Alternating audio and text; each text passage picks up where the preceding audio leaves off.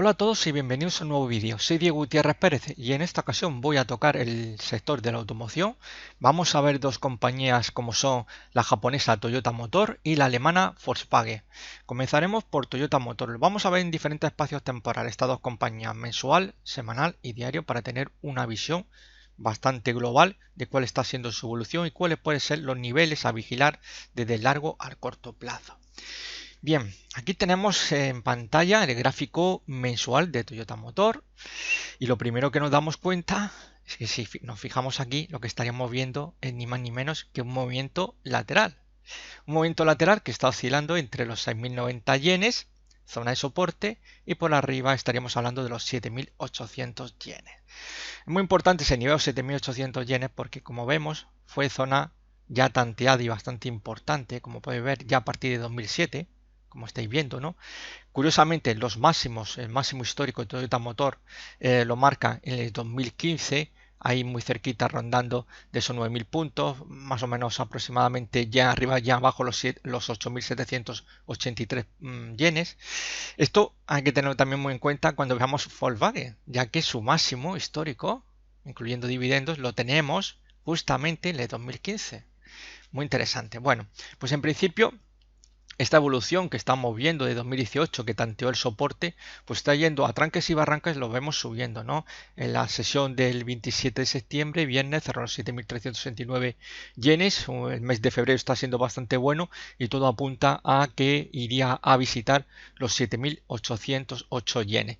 Curiosamente, esa zona de resistencia podría estar ahora respaldada por una directriz alcista, esta línea punteada que fue rota, mostrándonos claramente que Toyota Motor en el largo plazo está dentro de un canal horizontal, es decir, una tendencia lateral, y aquí es donde vamos a tener problemas, en esos 7.800 yenes. Es importante en principio que Toyota no se dé la vuelta por debajo de los 7.000 yenes, ya que esa podría ser nuestra primera señal de que empieza a flaquear y la posibilidad de quizás un nuevo retorno, intentando buscar la cercanía, la zona de soporte, ese rango lateral, los 6.090 yenes, pues empezaría a ganar puntos, ¿no? Pero no obstante, de momento lo que estamos viendo es una evolución que le está llevando nuevamente a intentar buscar esa zona de resistencia, los 7.800 yenes. Vamos a verlo en gráfico semanal. Gráfico semanal nos queda muy patente ese canal bajista que tenemos aquí, iniciándose en el 2018, a partir de 2018, en enero, vemos ese movimiento y que luego en el 2019 se transforma en un triángulo ascendente. Podéis observar la resistencia de 2019, veis, es horizontal y sin embargo el soporte es ascendente, con lo cual aquí en el 2019 tenemos ese triángulo ascendente, esa transformación de un canal bajista a un triángulo ascendente. Bien, podemos ver que incluso se produce una ruptura alcista de dicho canal bajista. Los canales bajistas suelen romper al alza. El triángulo ascendente es también una auténtica maravilla, ya que en un triángulo ascendente que viene de la mano de una tendencia bajista, suele ser uno de los patrones más fiables que en el chartismo, según Thomas Bulbowski, con lo cual tenemos que tenerlo muy en cuenta. Así que tendríamos una ruptura de un canal bajista que nos da un objetivo teórico en los 8.121 yenes, y además también tenemos esa ruptura del triángulo ascendente. No he querido marcar un objetivo al alza, sino que simplemente lo que estaríamos viendo con la ruptura del triángulo ascendente también es simplemente apoyar la ruptura del canal bajista. Así que tenemos dos patrones que han roto, según nos dice la teoría, al alza y está funcionando muy bien. Y vamos a ver si consigue alcanzar esos 8.121 yenes. Sería muy importante, como ya he mencionado en el gráfico mensual, no perder los 7.000 yenes, ¿no? Eso podría ser quizás ya una posible vuelta y que vayamos a buscar nuevos niveles, en principio, como decía en el gráfico mensual, con la intención probable de intentar conducirla a esa zona de los 6.000 yenes. Por tanto, hay que vigilarlo muy de cerca, no perder esos 7.000 yenes, que podría ser una primera señal de alarma, ¿he entendido?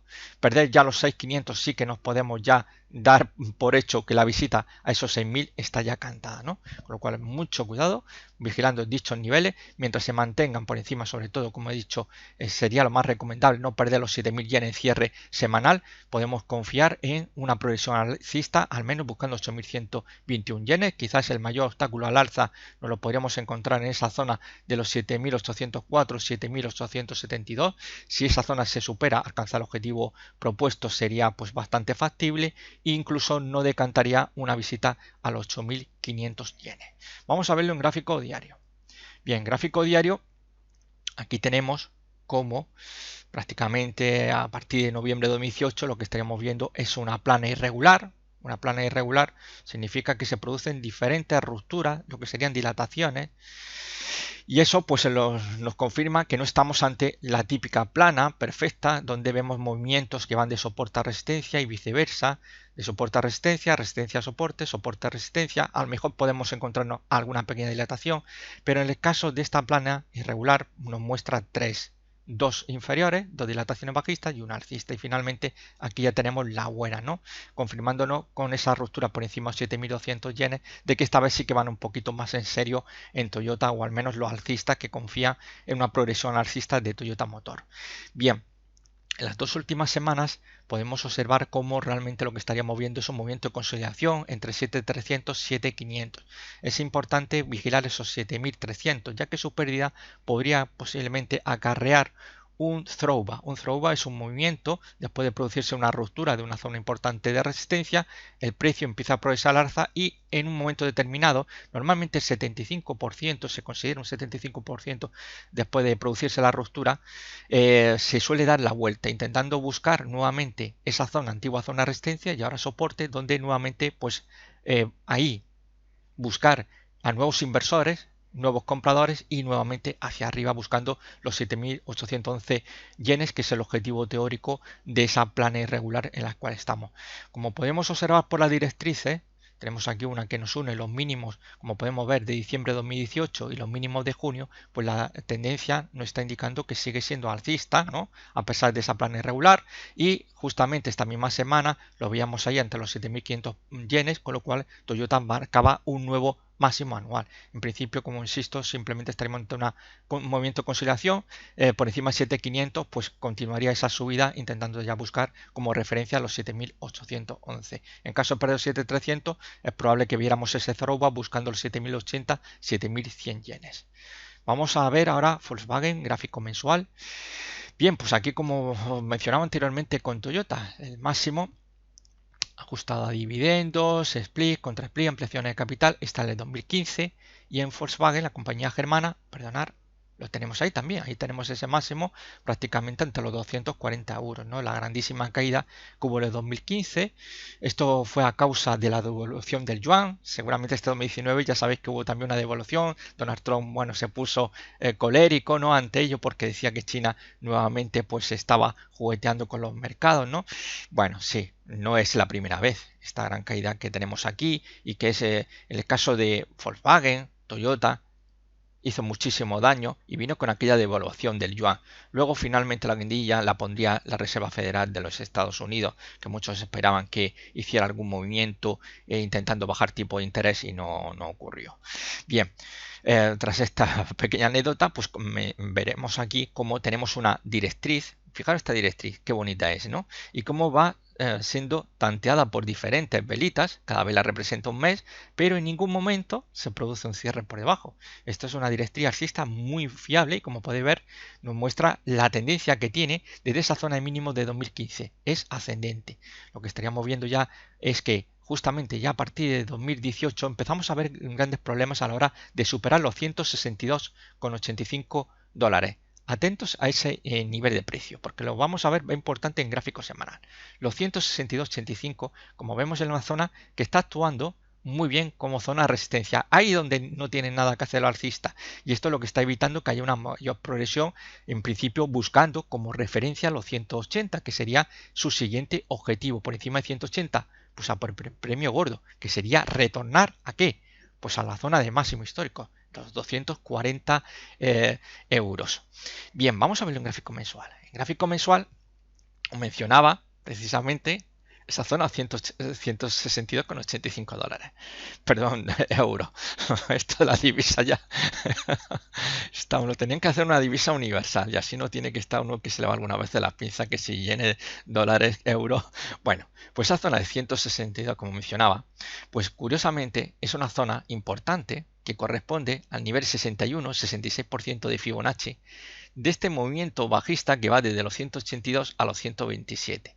Por encima de esa zona, como mencionábamos en gráfico mensual, esos 162,85, es una zona importante, porque superar la zona que tenemos de 61-66%, entre los 161-10 y 163-20, pues lo que nos estaría indicando es que las probabilidades se decantarían por un regreso al punto de origen de donde se inició la fase correctiva, es decir, a los 182 euros.